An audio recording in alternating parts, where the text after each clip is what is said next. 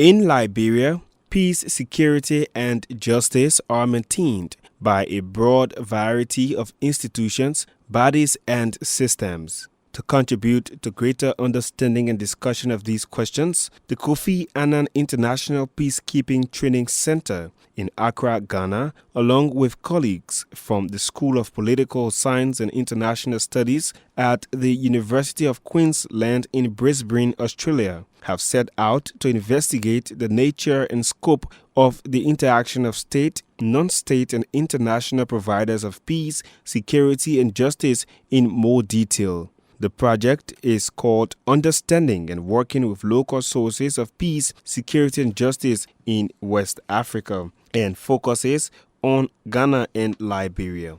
The workshop began on June 29 and will end on July 1, 2015 in Monrovia. At the beginning of the workshop, Deputy Internal Affairs Minister Stephen Nuville gave the opening remarks.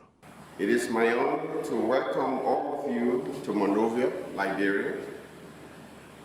I also welcome you to this stakeholder workshop on understanding and working with local sources of peace, security, and justice in West Africa, organized by the Kofi Annan International Peacekeeping Training Center and the University of Queensland, Australia. We are delighted to have you here today to participate in the debate and share experiences and ideas that many of you travel long distances serve to remind us just how important this project is. This workshop forms part of a 2-year project and constitutes a platform for national actors in the provision of peace, security, and justice. It is very timely and important because the people of Liberia and the region at large are going through times in which the contribution of all stakeholders and their strong collaboration to provide and promote peace, security, and justice are strongly needed.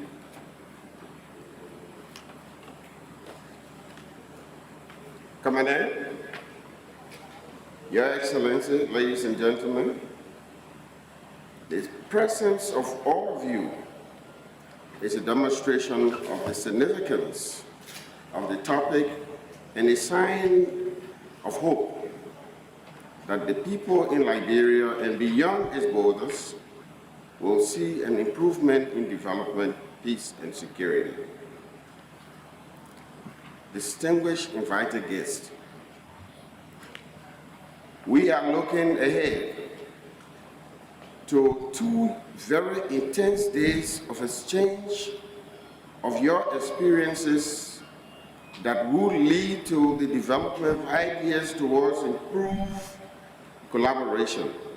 Let me entreat all of you to contribute to the enriching debate and the development of policy recommendations.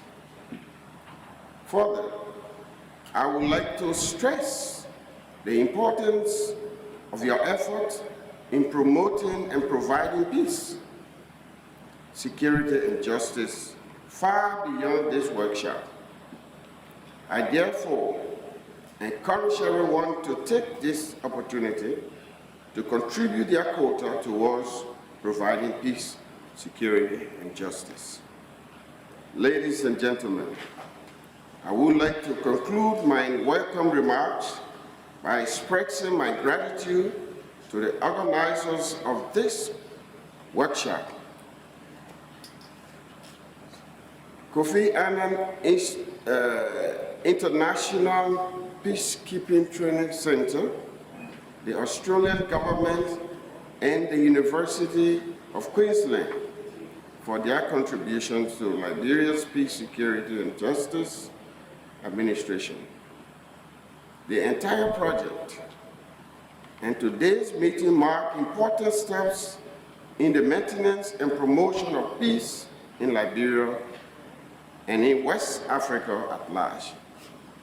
Once again, I want to address my appreciation to all of you for participating in this meeting, and I wish you a lively exchange and success in your deliberations. The workshop is designed to bring people, peace agents, perhaps from different walks of life in Liberia, together for an exchange of experiences and views and for a dialogue on the obstacles to and prospects for improved collaboration. Expanding on the intent of the workshop, Major General Obi Akwa, Commandant and Executive Director of the Kofi Annan International Peacekeeping Training Center. Today's workshop brings together national stakeholders from Liberia to share experiences and views, as well as to reflect upon their own contribution and that of others to peace, security, and justice. In essence, the workshop offers a platform for dialogue for improved cooperation. At the end of the day, it is expected that policy recommendations will be developed for national bodies in Liberia as well as other regional and international organizations on strengthening the collaboration among different providers of peace, security, and justice. Ladies and gentlemen, it cannot be denied that Liberia has faced a very serious crisis in recent times after making such great progress in its peace process. But through the display of extraordinary resilience and collective national determination, the country has been able to bounce back and recover from the Ebola pandemic in an exemplary way. The international commendations it is receiving is indeed well deserved, and I'd like to add my humble voice and that of my delegation to these international commendations. In this landmark event, as also in the conflict transformation process, one lesson is very clear: that the strengthening of local sources of peace should not be underestimated. Non-state actors have a very important role to play in sustainable development and stability, and are crucial in ensuring peace and security. Distinguished guests, from an historical perspective, in West Africa, strong local structures of governance contributed to enhancing peace, security, and justice, even long before colonial rule. For centuries, chiefs, community leaders, religious leaders, among others, devised and installed mechanisms to ensure safety, peace, and order in our communities. Despite this undeniable importance of local sources of peace, the substantive contributions made by these non-state actors are often unrecognized, and international support often focuses on state institutions, almost to the total exclusion of such non-state actors. In the light of this insufficient recognition, the KRPTC, together with the University of Queensland, Australia, developed a project to fill these gaps in research and policy making. The two-year project, which began in May 2013, sheds light on the contribution and potentials of non-state security providers and peace agents in West Africa. It investigated the nature and scope of non-state actors' contribution to peace, security, and justice in Ghana and Liberia, and their interaction with states and international actors and institutions. Further, the project explored the potential for constructive engagement and strengthened collaboration among these different parties. Distinguished ladies and gentlemen, field research has been undertaken by our energetic and hard-working team of researchers in a number of urban and rural areas in Ghana and also in Liberia. Vice President Joseph Boakai served as keynote speaker at the opening of the workshop. Let me start by saying how pleased I am for this workshop. Often when I travel around the country, I say to the chief, the commissioners, and all of these people how important their jobs are. And the reference I make is that you go to our cities, you see police, soldiers, but you go way up into one of the most remote villages. There are no police, there are no soldiers, but these people are able to maintain peace because of their culture. And I feel most grateful because even with very limited resources, they do those things. So we thank you very much for this kind of conference that includes them to know their importance. We believe this is a way forward to peace. Our country is on the verge of recovering from a serious crisis. And indeed, we can be proud of the progress Liberia has already made. But no one needs to explain to you that we are all still facing some major challenges. I cannot hence emphasize enough the importance of the workshop that brings together from different walks of life and from the whole country peace agents as the Commandant is so incisive. In Liberia today, the West Africa, for that matter, now is a period that requires valuable contributions of all stakeholders to promote and provide peace, security, and justice. As we all know, our local actors continue to contribute to our peace and security efforts even till today. Ladies and gentlemen, in Liberia, a broad variety of institutions, bodies, and systems are actively involved in the maintenance of peace, security, and justice. These include state institutions such as the police, the courts, and the legislature.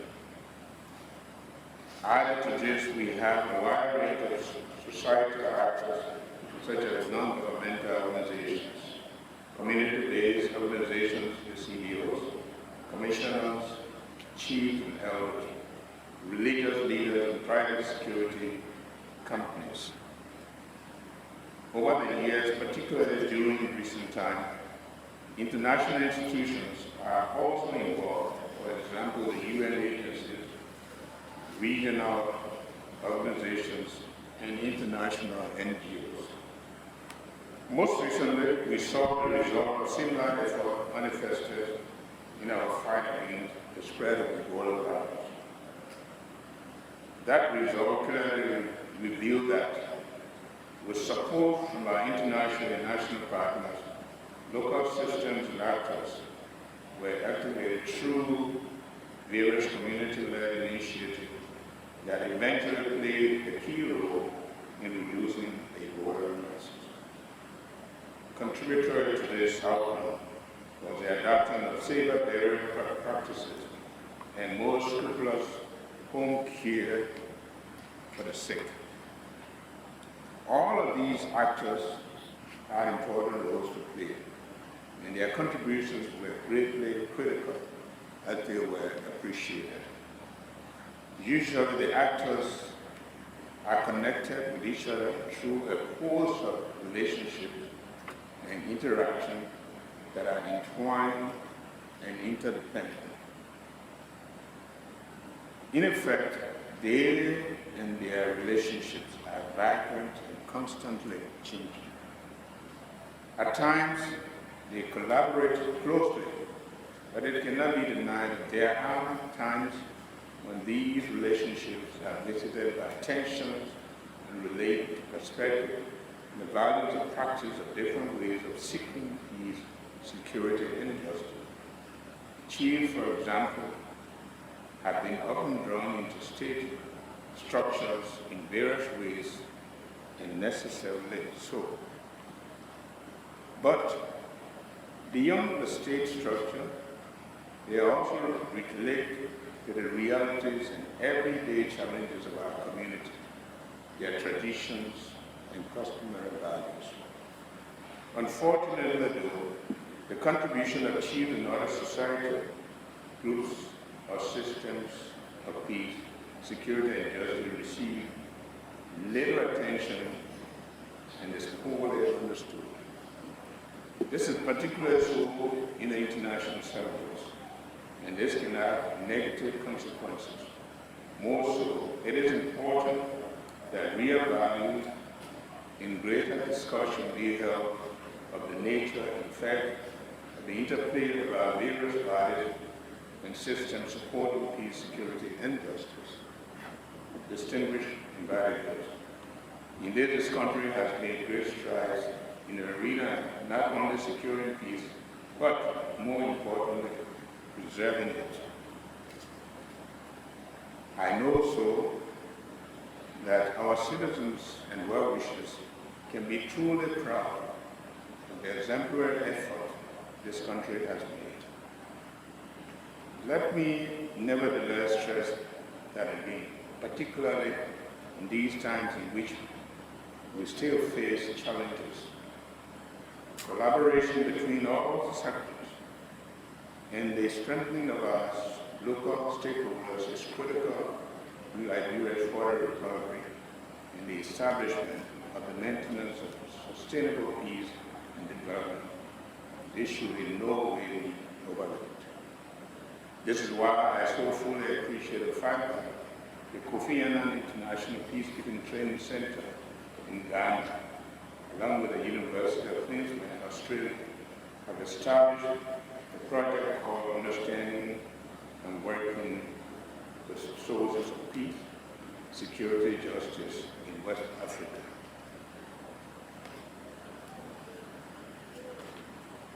I am happy to hear that the final project period has been reached and some interesting findings have been made. The presence of all key stakeholders here today is the blossoming of the great hopes that the country's development will continue to flourish. As you brainstorm on how to collaborate effectively and develop policy recommendations, you contribute to peace and security in this country and the furtherance of peace in the whole region. I therefore encourage everyone to share ideas and experiences to enhance the work of the non-state actors and the state in providing adequate peace, security, and justice for the people of Liberia. This workshop and this attendant intellectual framework all make a useful tool. But let me consider this as not an end in itself.